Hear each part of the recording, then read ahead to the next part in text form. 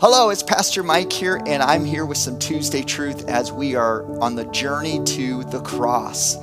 And you may have heard the word scapegoat. You may have heard it associated with a sports team or maybe someone who was let go, an executive, but it wasn't the main leader that was part of a problem. But usually it's just a culture problem within an organization, but that person had to pay the price because shareholders or fans were in uproar because of the problems that we're dealing with the team or the business.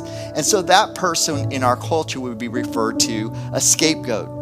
But the reality of the word comes from Leviticus chapter 16. God prescribed to Aaron and Moses that on the Day of Atonement that they were to take two goats. One was a sacrifice for the sins, to atone for the sins, and the other was going to be the scapegoat. After the sacrifice of the goat for the atonement of sins, Aaron would come out and he would lay his hands on the scapegoat and he would confess the iniquities of the Hebrews into that goat.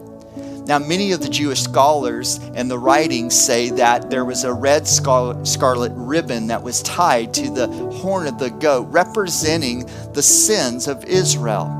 That the scapegoat would take them out into the wilderness. And over time, if anyone ever came across that goat, they would hopefully see that scarlet ribbon had turned white, which was a symbol to them that God had removed their iniquities from them.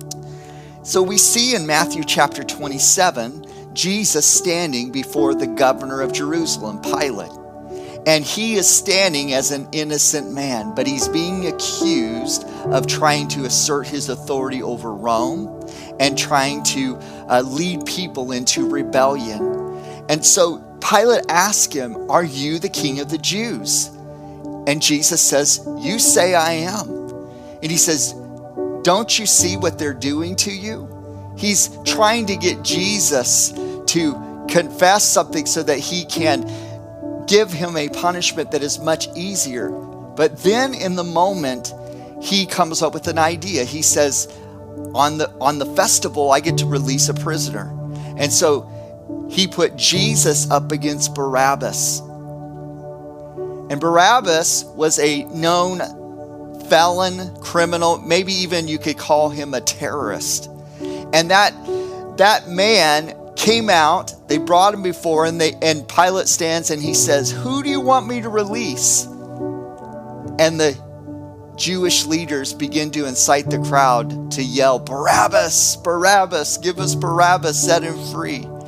And so Pilate releases Barabbas, and Jesus stands there without justifying himself and becomes the scapegoat for all humanity. You see, in our life, when something happens to us, there's a tendency to want to justify or correct.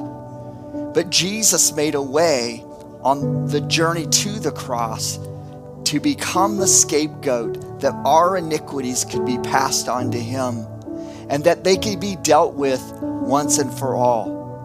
I hope that we remember that Jesus paid a price. He could have defended himself.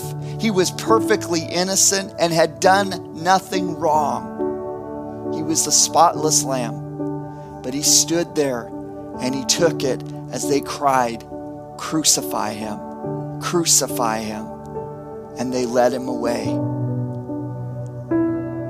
As we enter into this season and reflect about what Jesus did for us in taking it upon himself to be that scapegoat for us, I hope it endears our heart to worship him more, to love him more, and to thank him more. He became the scapegoat for you and I.